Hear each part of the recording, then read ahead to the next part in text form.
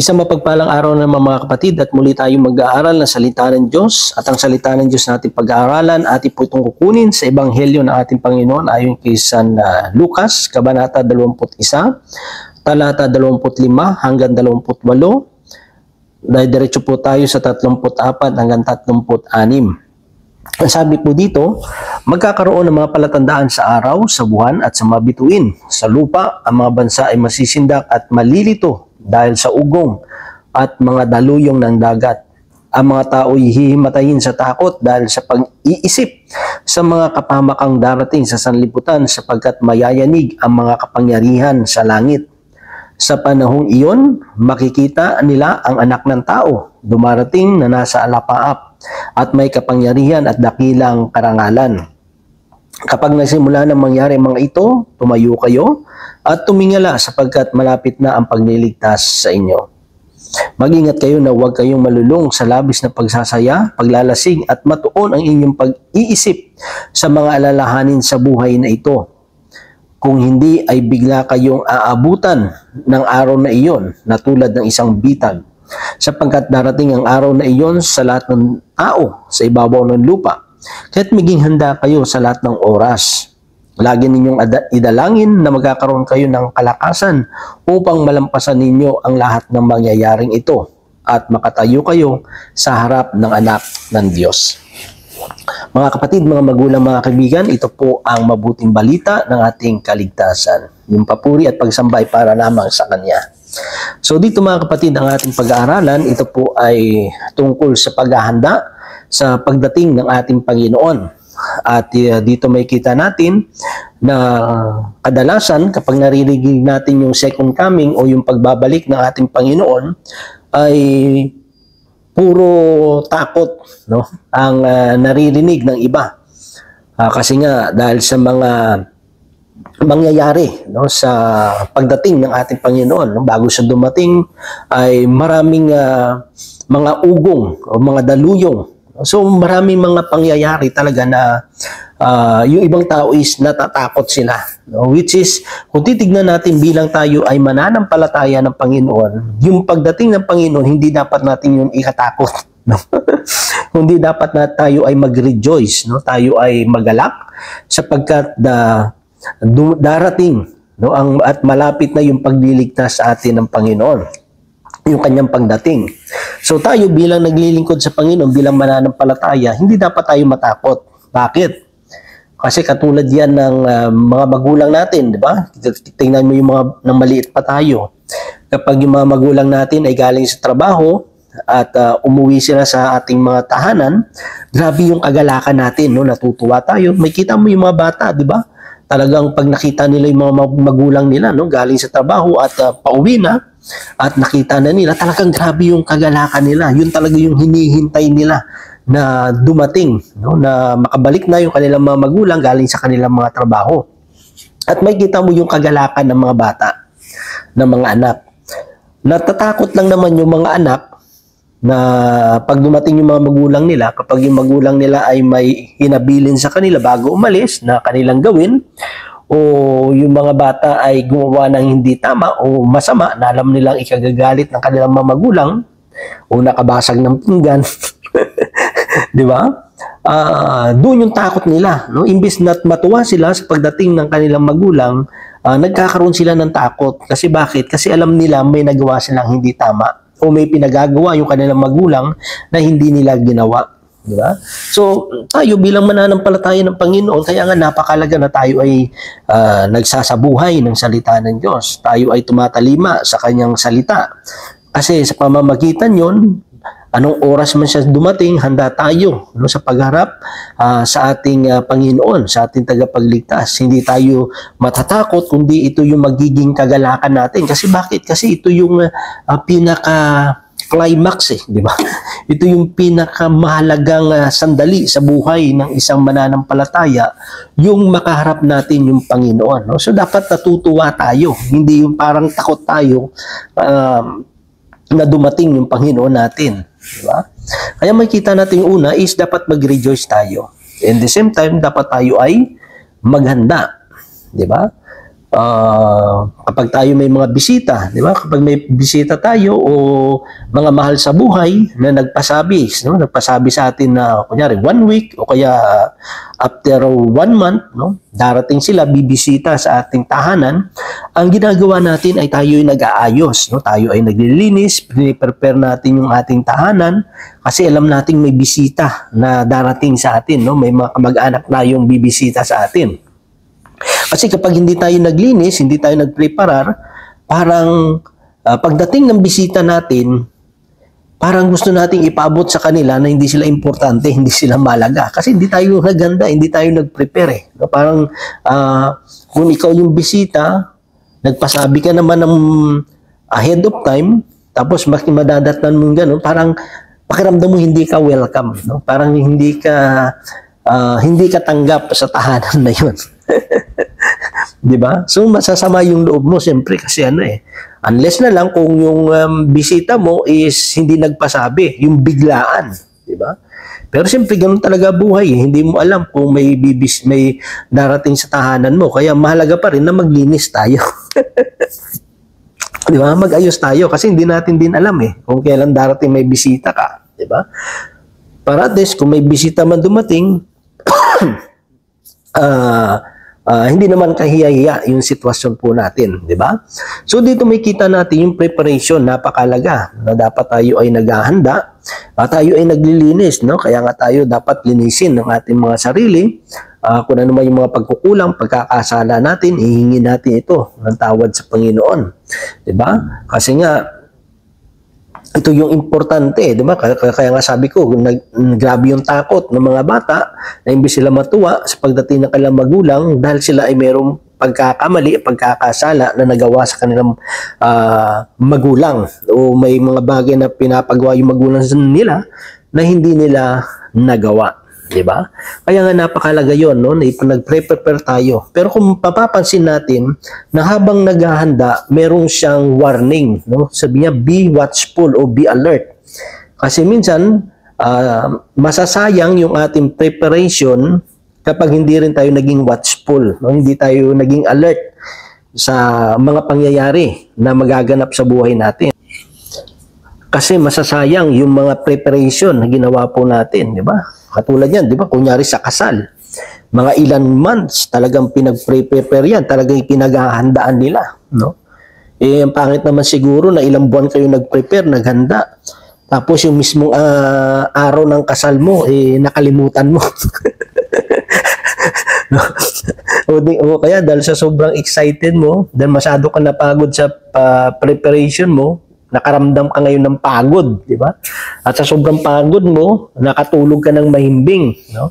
Nakalimutan mo na yung kasal mo, maaga pa, no? So, masasayang di ba? Masasayang. Kunyari sa mga anniversary, no? Mag-anniversary yung cell group nyo, yung chapter nyo, di ba? Ilang buwan na preparation yan. May mga chain prayer, may chain fasting, di ba? Talagang pinaghahandaan. Tapos yung araw na mismong yun,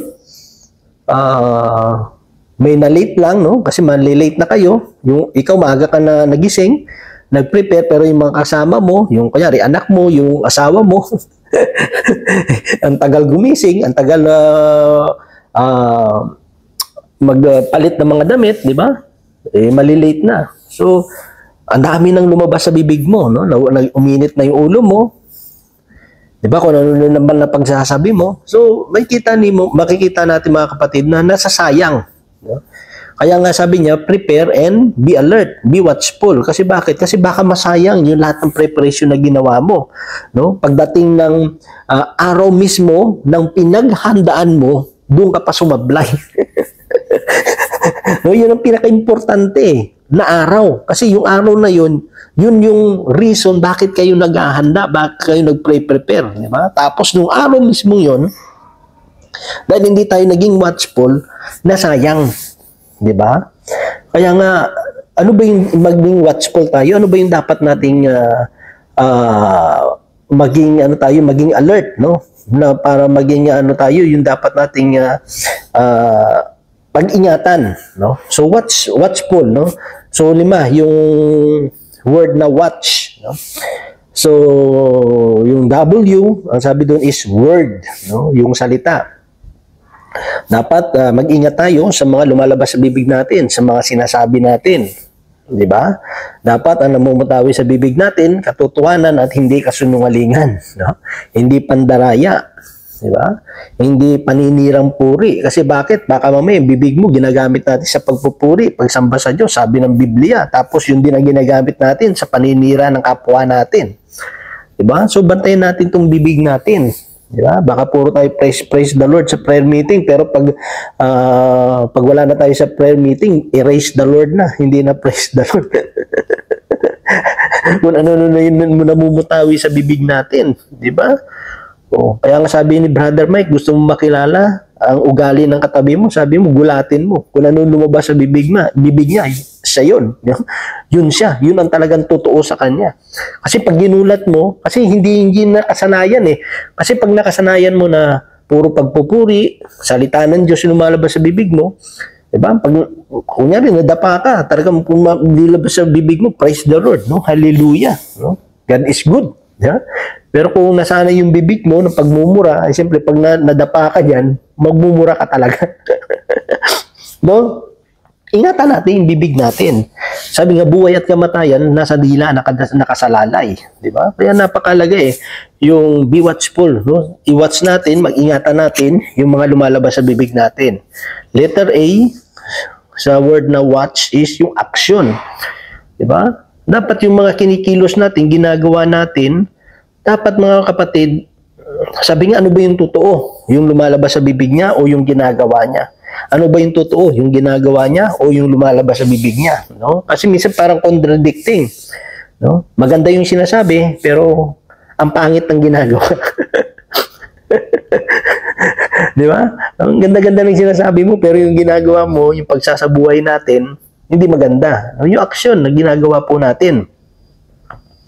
No, dapat hingin natin guidance ng Diyos. Sabi nga, maganda yung plano mo, pero yung pagpapatupad mo, yung action mo is mali. Di ba?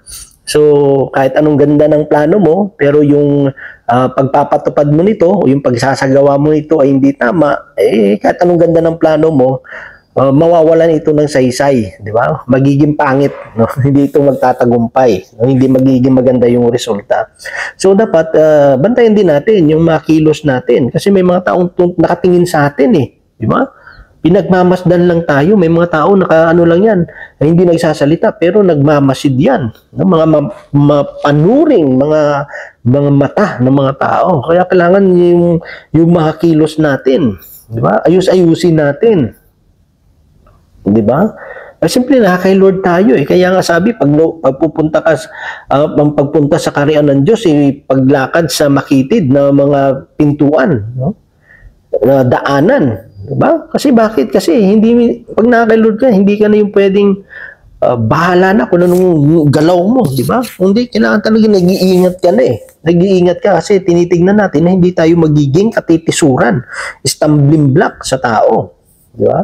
Kaya yung kilos natin, ayus-ayusin natin. Di ba? Umayos ka, yan. Umayos ka. Ayusin po natin, no? Yung letter T naman, no, sa word na watch is yung thoughts, no? Yung isip natin. Di ba? Yung lumalabas sa bibig natin, yung action natin, tapos yung isip natin, no? Baka mamaya kung ano yung pinag-iisip mo.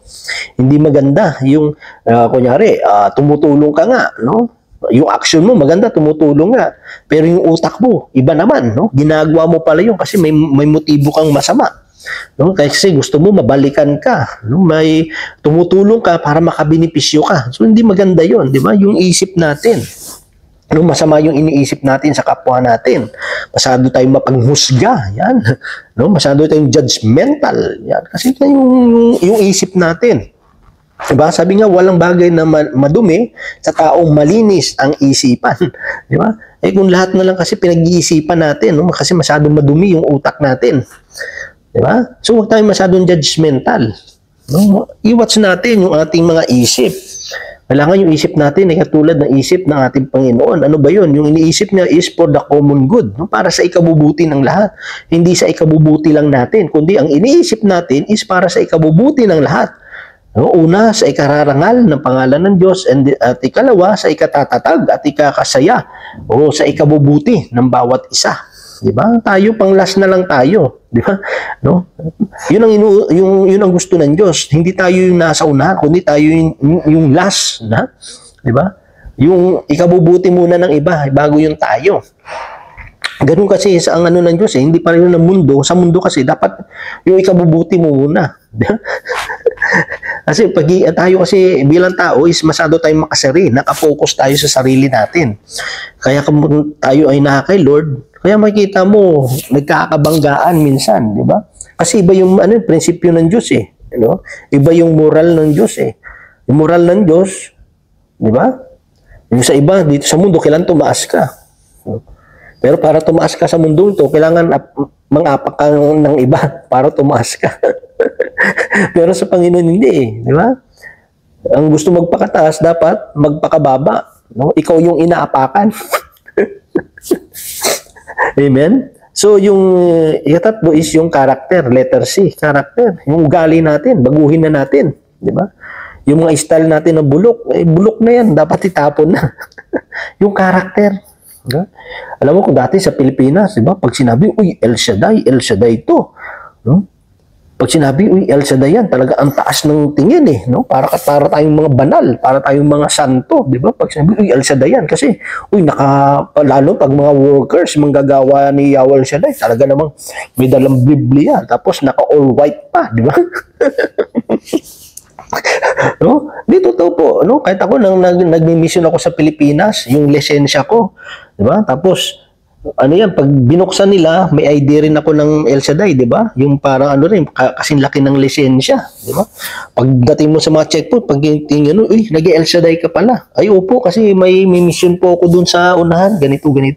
Minsan nakikita mo, nabibigyan ka ng kahit paano is napagkakatiwalaan ka nila na hindi ka masamang tao, di ba? Kasi yun lang naman talaga ng checkpoint eh, yung tinitingnan nila yung para sa safety ng lahat eh. Siyempre, malaking advantage na yun kasi makita nila, uy, nag-deserve to kay Lord, no? Hindi ito gagawa ng masama. Di ba? Kaya napakalaga eh, yung character kasi natin, di ba? Taas ng tingin nila, uy, mga mababait to. No? Mga mabubuting tao to, mga makakumbaba to, mga masunurin itong mga taong to, di ba? Di ba? Yun ang pagkakala nila, di ba? Yun ang pagkakaalam nila. Hallelujah. Pero naniwala ko mga mababait na mga anak ni Lord. Di ba? Di nga. Hallelujah. Yung karakter natin, ayusin po natin. Kasi kung sa standard lang, dapat mas mataas yung ang standard ng karakter natin. No? Nakakaya naman siguro na mas mabait pa sa atin yung mga taong hindi naglilingkod sa Diyos. Di ba? Kaya yun, di ba? Mas matulungin pa, mas mabait, mas mapagkumbaba, mas pasensyosa, di ba?